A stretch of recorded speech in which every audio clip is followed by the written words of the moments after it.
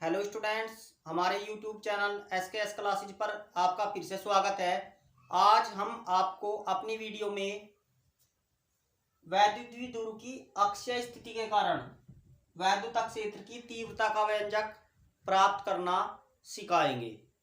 इसमें सबसे पहले चित्र बनेगा और कुछ अन्य विशेष बातें हैं जो आपने पिछली वीडियो में देखी होंगी, वे इस टॉपिक में काम आने वाली है। तो दोस्तों शुरू करते हैं आज की वीडियो। सबसे पहले वैद्युत द्विध्रुव क्या होता है। वैद्युत द्विध्रुव होता है कि एक ऐसा निकाय है, जैसे ये वैद्युत द्विध्रुव हो गया, ये एक ऐसा निकाय होता है जिसमें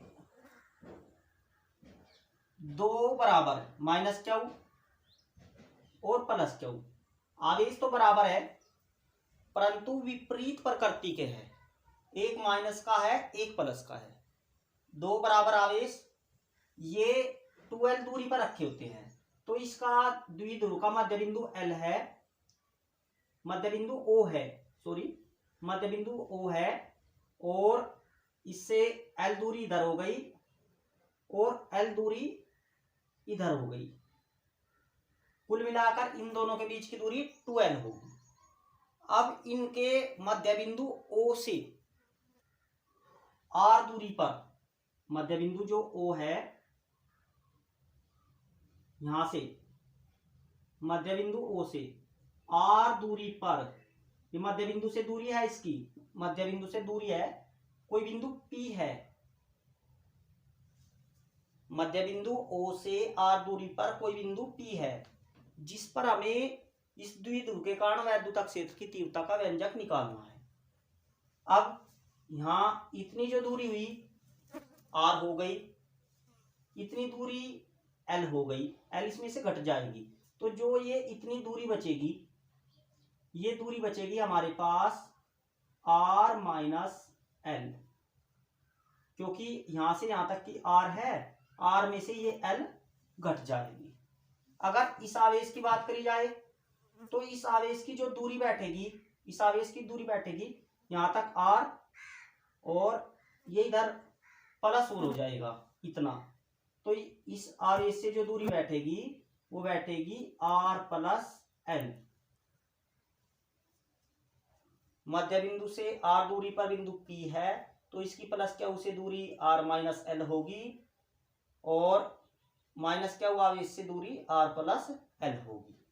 अब जो वैद्युत क्षेत्र की तीव्रता इस पर निकालनी है, तो वैद्युत क्षेत्र की तीव्रता की दिशा क्या होती है, प्लस क्यू आवेश से दूसरी ओर। इसके कारण तीव्रता E1 इस साइड होगी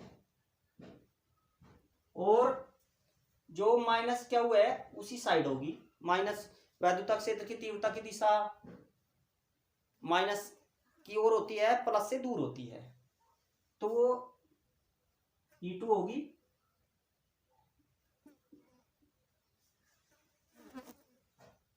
अब ये हमारा जो है चित्र लगभग कंप्लीट हो गया है। अब हमें सिद्ध करने से पहले दो बातें हैं जो पिछली वीडियो में सीखी थी, उन्हें जरूर ध्यान रखना पड़ेगा।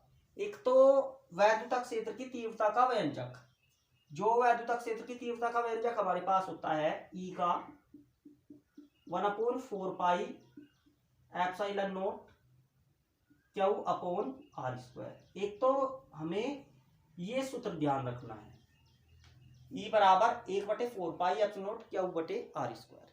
और एक हमने पढ़ा था वैद्युत द्विध्रुव आघूर्ण, जो होता है P बराबर 2QL। एक ये वैद्युत द्विध्रुव आघूर्ण है। ये दोनों सूत्र हमें इस टॉपिक में काम आने वाले हैं, तो आगे आपको समझाते हैं। अब ये प्लस क्यू है, इसके कारण वैद्युत क्षेत्र की तीव्रता E1 है। सबसे पहले थोड़ी लिखते हैं कि माना कोई वैद्युत द्विध्रुव है, इसके मध्य बिंदु O से R दूरी पर, ये बातें हमने सभी 4-5 लाइन में पहले लिखनी होती है। उसके बाद इसे करेंगे, चित्र बनाएंगे और यहां से स्टार्टिंग कर रहे हैं। कैसे करेंगे, प्लस क्यू आवेश के कारण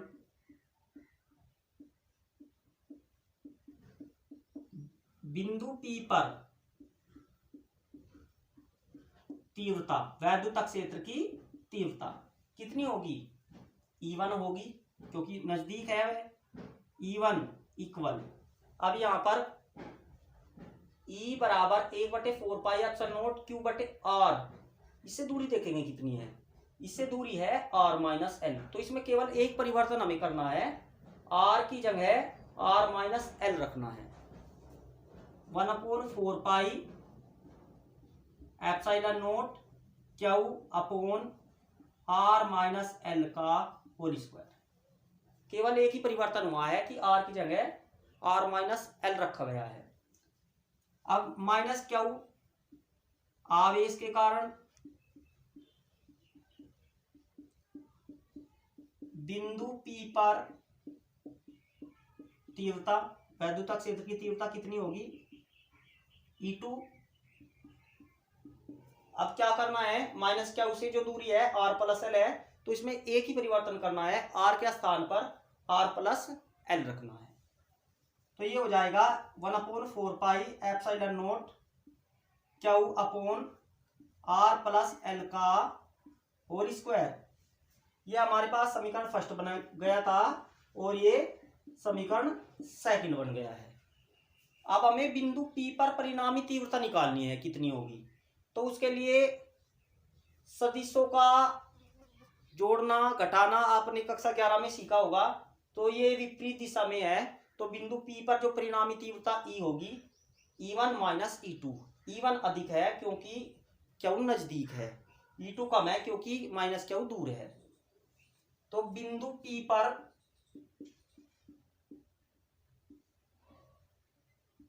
परिणामी तीव्रता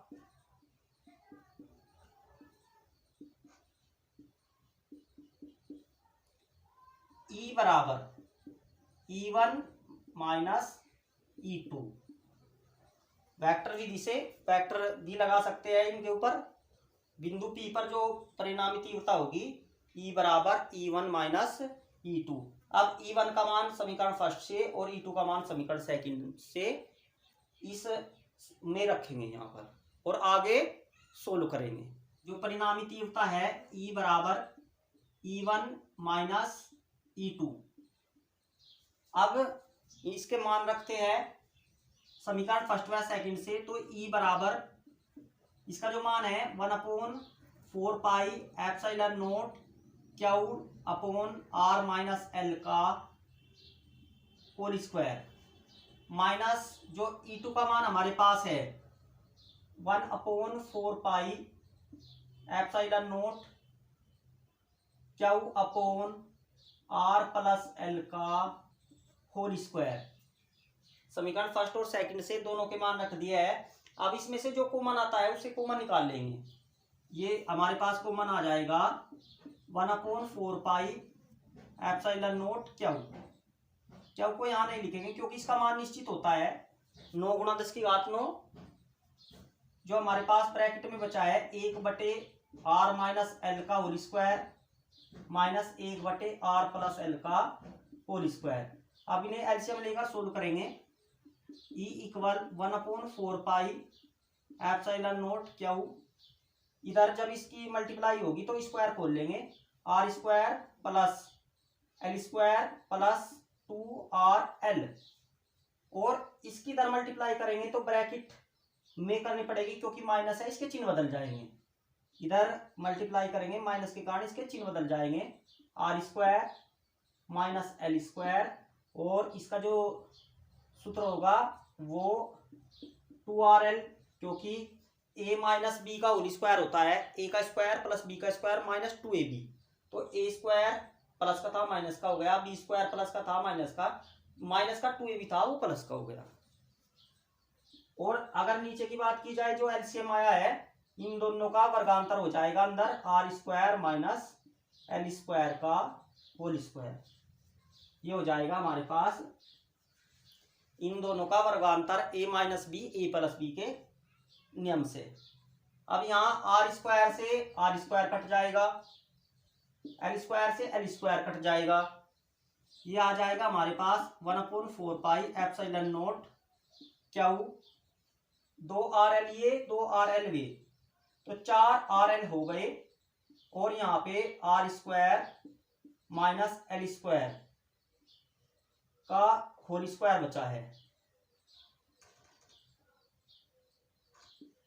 अब इसमें क्या करना है हमें, इसमें हमें करना है कि जो दूरी R थी, वैद्युत द्विध्रुव जब हमें बनाया था ऐसे वैद्युत द्विध्रुव, उसमें यू बहुत ही सूक्ष्म होता है और R दूरी अधिक होती है R की तुलना में, परंतु R की तुलना में जो L है वह बहुत सूक्ष्म है, तो जो L स्क्वायर होगा उसे शून्य रख देंगे।